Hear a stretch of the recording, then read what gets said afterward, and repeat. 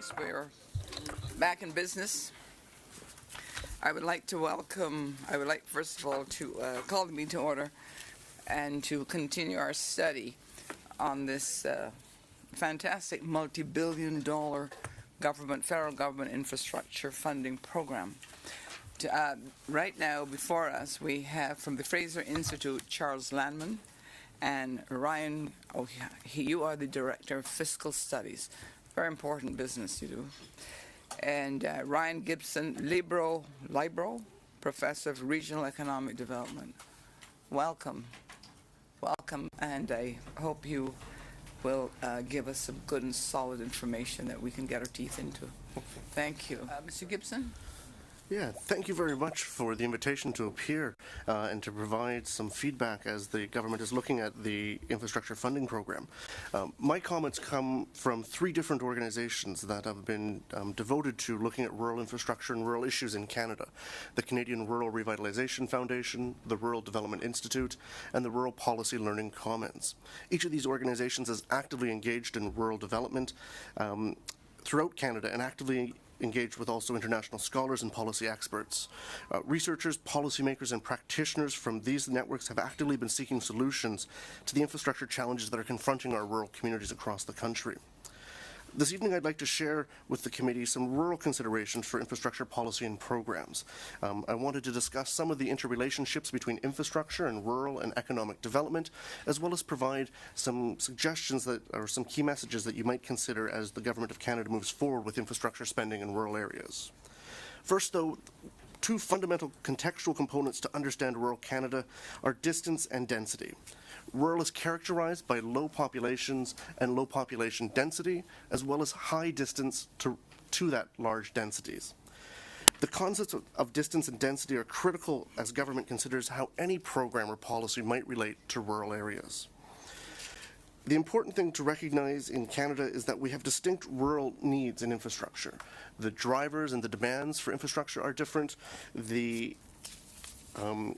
Understanding the gradients of rurality is important. There are no two communities that are the same. Designing infrastructure that works in small places and reducing the price of distance.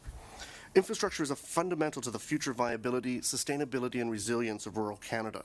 I would like to discuss four key elements around the relationship between infrastructure, rural development, and economic development that I think will provide some information. First is that infrastructure facilitates the participation in the national economy.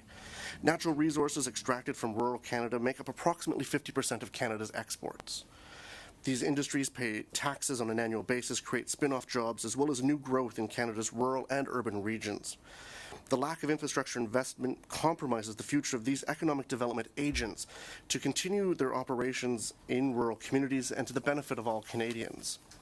Second, and this was mentioned in the previous conversation by Senator Wu, is the impact of place as an emerging consideration for rural and economic development. The role of place-based development strategies has become quite dominant, whereby we're looking at issues beyond just the economy. We're looking at issues around the natural resources, as well as physical and human resources that are unique to a particular place. In building place-based development strategies, infrastructure is fundamental to allow rural communities to both attract and retain people and capital. There is an expectation that all communities would provide a robust suite of services such as clean water, roads, waste collection, broadband internet.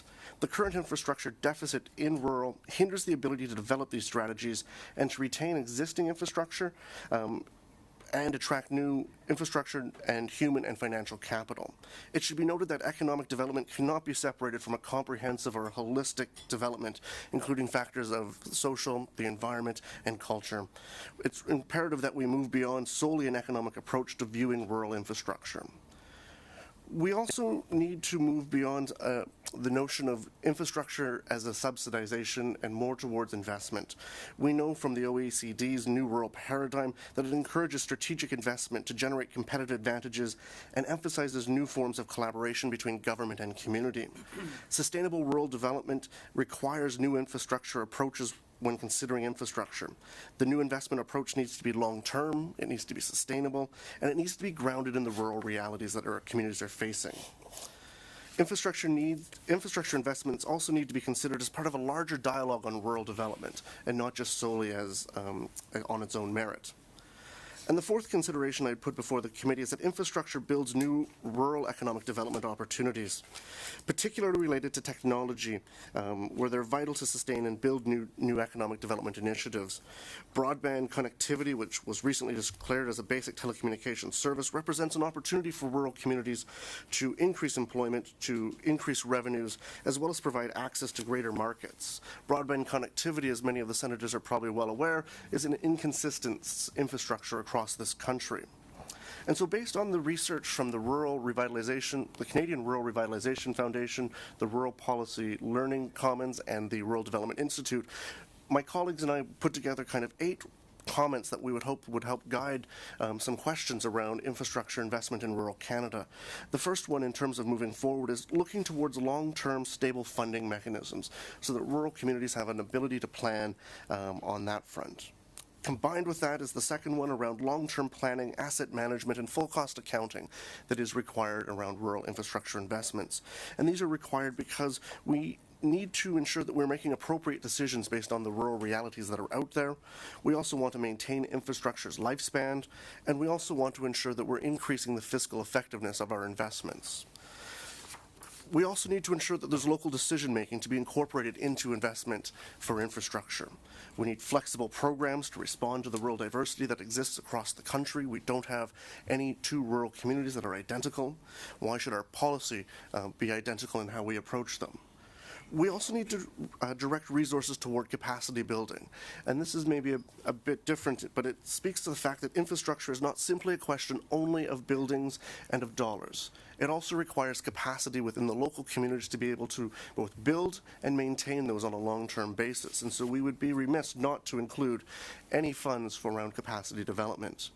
We also need to look at the scales at which we're talking about infrastructure investment, and this was discussed in the earlier commentary. We need to ensure that infrastructure across the country functions as a network. We need to make the most efficient use of the limited funds that are there to avoid duplication and increase complementarity that's available for rural places. As Senator Eaton mentioned earlier, we need mechanisms for long-term monitoring of projects and evaluation. Without these metrics, it's incredibly difficult to determine what value has emerged from our investments, and this is fundamental. And the final comment that I would present to the Senate committee is the ability to make use of the best available technologies that are out there. And I'd be remiss to say that we should always be using the best, brightest, and fanciest technology, because that's not always the most important for rural communities. Sometimes the technology we want to use needs to be contextually appropriate. It needs to meet the demands of both human capital and financial capital. Simply building the biggest, shiniest, and best infrastructure that can't be maintained is not a good investment. So we need to ensure that we're using the best technology that matches the local reality of those communities. And so I'm going to leave it at that, but I'd like to thank you for the opportunity to share this information and look forward to any discussion. Well, thank you very much for your presentations, both of you. And I think we've got a full house. When I say a full house, a full list of questioners. Very well. We'll begin at the beginning. Senator Eaton. Thank you. Mr. Gibson, we live in such a gorgeous country, but you're absolutely right. Density and distance certainly do if you drive across Canada. So you think when you drive across Canada, rail, roads, water, waste, all the things you named. If you had one priority that would keep people living in their communities, help them, what would it be? If I gave you one cash priority, what would it be? Great question. And I think it changes by every community, well, unfortunately. Yes, unfortunately. But I think if you were to ask most rural communities at the moment, I think most would link it to broadband high-speed internet. Mm-hmm. I think that's around youth attraction and retention of young people. I think it's around the opportunities for business investment, particularly either around succession planning for businesses, but also for new incubation of businesses in communities, as well as the... And farms. And farms, absolutely. And the other part around broadband is the opportunity to remain competitive. Our communities are no longer competing against the community down the road in the economy. They're competing against other countries around the world, and ensuring that that infrastructure is there is probably one that most rural communities would say loudly that this is something they need. Those that have maybe poor internet might want faster speeds or better connectivity. For others, there are many rural communities in this country that still rely on dial-up internet. Thank you very much. Thank you Thanks. very much. Senator Monsignor? The question that I have is that you were talking about sidewalks and fixing sidewalks and roads in cities, and I'm not really sure that that infrastructure spending is working towards Canada's productivity. It's making things more convenient for commuters, but for me, a long-term project would be building the northern route so that we can get our products across Canada much quicker. And so I just want to know what you think on, what's your take on this one? Maybe a quick comment on that. I think when we look back at particularly rural communities, and I can't speak to the urban sidewalk in Toronto, but in terms of northern communities, when you think of the northern route, a lot of that infrastructure was built in the 1960s to get resources out and bring them to the south, to bring them into the global market. A lot of those infrastructures have not been well maintained or have not been maintained at all. And so it's been 40 or 50 years whereby we don't have any kind of long-term plan for that infrastructure. And that hinders the ability of communities on the northern route or other transportation corridors to be able to get their goods, whatever it is, whether it's timber, fish, minerals, into the marketplace. Senator Wu? Thank you, Chair. Thank you for your presentation. It's really interesting. But let me ask a question that both of you can answer, because I want to be fair to Mr. Gibson as well, because it gets to the heart, I think, of how you define productivity-enhancing infrastructure investments. And you have essentially, you have one box, you call it the trade and transportation box, I believe. We've discussed a little bit the relevance and the importance of broadband infrastructure investment. Could both of you talk a little bit about how you see the impact of a major investment in broadband, connecting particularly rural areas, as a potential productivity enhancer for the country? Perhaps moving to your question around the broadband, there's no shortage of economic impacts that you can derive from this. I think back to some research we did in Churchill, Manitoba, with a community that actually, prior to the federal government's brand program back in the early 2000s, created their own infrastructure, community-based, community-owned, had high-speed internet for about 3 or 4 years, and it actually went down. And we had an opportunity to actually study the economic impacts of what changed, because they had high-speed internet for 4 years, and all of a sudden they went back to dial-up. Right. And this is where we saw definitive things around job losses, because all of a sudden hotels couldn't do online reservations. Right. We saw decreases in production from tourists, not tourists, but amenity and artisans. They weren't printing catalogs because they couldn't, they'd increased their business costs because they had to print catalogs as opposed to putting things online. And so we saw absolute direct economic impacts from broadband. We see them in Nova Scotia. We can see them across the country. But one of the things I'd maybe just add into some of your other commentary around productive enhancement is, I think in rural, I would differ than my colleague around what is productivity enhancement, because when I look at daycares, we would actually see that as a productivity enhancement. An investment in infrastructure of daycares in a rural community often means the reintroduction of predominantly women, but both genders, into the workforce, allowing them to re-engage actively into the labor force. Likewise, we see a multiplier in terms of jobs around maybe short-term construction, but there's all sorts of things that come around that, and this is why I think it's important that we take maybe a broader perspective than just economics, because quality of life comes into that. Do people want to live in these communities? Is a huge impact, because that means loss of nurses, loss of doctors, loss of retail services and consumers. Thank you. Senator Andrusha? Just a follow-up to Mr. Gibson. I agree with you that daycare is something that, especially women, if we want to get in the workforce, if we want to be productive, that's not what we're doing here. We're trying to analyze where the money is, how it's spent, did it meet the program needs. So if you call it infrastructure, and we traditionally have a definition of infrastructure, and now all of a sudden, under that rubric, you sell it that it will improve the economy, blah, blah, blah, whatever it is, and then you start putting daycare in, etc. The difficulty with that is, because I know the social infrastructure issue very much from my background, I want a program analysis. I want to know a cost analysis on daycare, because it is the type of daycare. Does it meet the needs of rural, and all of that? So it's not the issue of dealing with daycare and the social. But when you put it under the traditional old infrastructure, I think it's just very probably politically astute, but it isn't very good for accountability. That's the dilemma that I'm having. And so and following up with that, I mean, if you want to go into daycare and you want to go into rural, what about the Aboriginal communities? And now we have, you've been talking rural, but to me rural is not just urban rural. It's also the Aboriginal community, the isolated communities, the northern communities. So it isn't a question of providing those services and dealing with those issues. It's making sure that we're making the best from the dollars we have to provide all of that. Infrastructure over here, physical over here, social, etc. It's when they're all blended and I don't know what the dollars are doing. Yes. So I challenge you on that one. Yes. Well, and I think at the end of the day, it speaks to the difficulty that this committee has and government in general around separating, as you discussed, what is an infrastructure, what is a social investment, and that's incredibly difficult to do. What I often refer back to is in rural communities, and you're right, these are issues of rural, they're remote communities, northern communities, indigenous communities. At the end of the day, it's a matter of where are they at the moment, what are their needs that can help them move forward. And so for some communities, we know that it's about water, drinking water, and having drinking water delivered to the house that is clean and safe to drink. For other communities, it might be different. It might be the example of a daycare that can help them advance. Because they have that core infrastructure, they can advance other parts around their community, but it's incredibly context specific.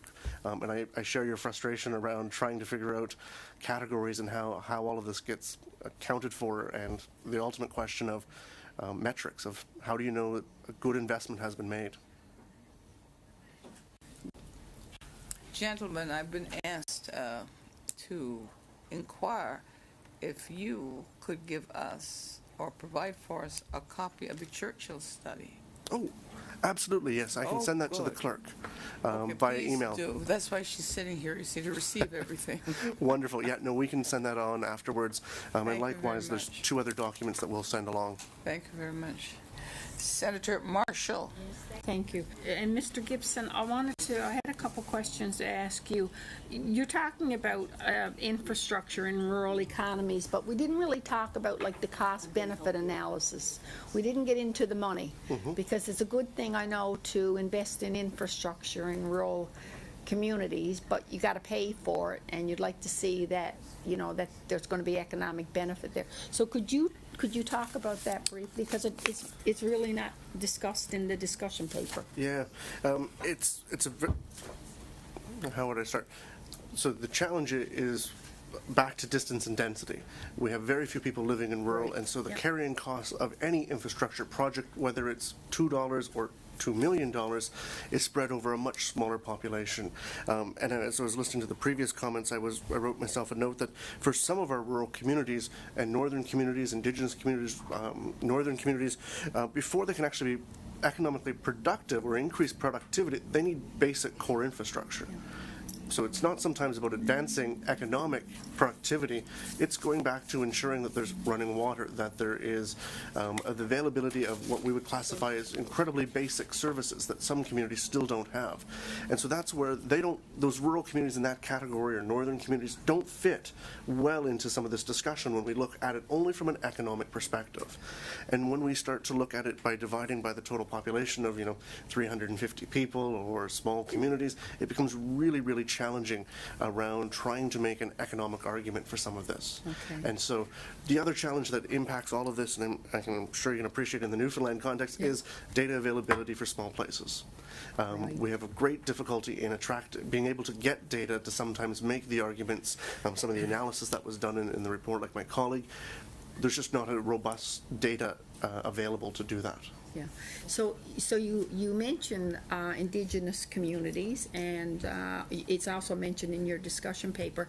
And I mean, under the government's infrastructure program, there's quite a significant amount of funding going into being dispersed by Indigenous Affairs, and I don't know how familiar you are with the budget for that department, or whether you can comment on this. But do you think that the funding is sufficient, that it will make inroads, into those communities?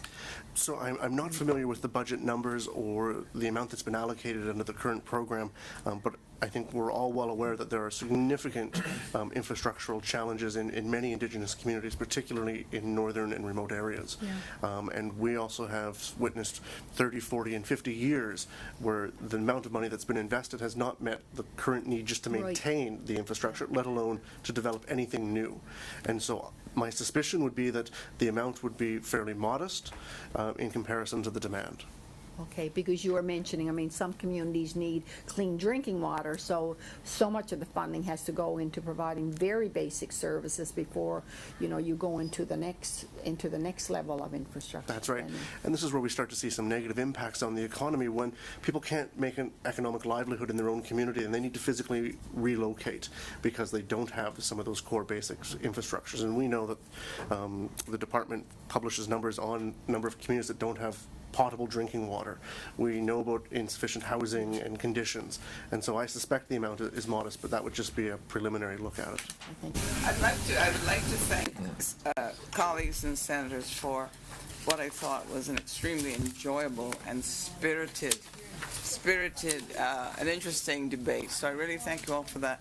I'd also like to thank you two gentlemen, Mr. Leman and Mr. Gibson.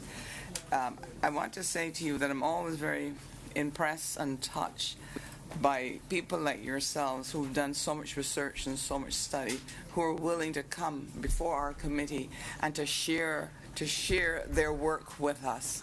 So I think it's our pleasure. Thank you. Thank you for having us. And the committee, I thank you for that. It's been a wonderful experience. Thank you. Thank you. That is it. No more.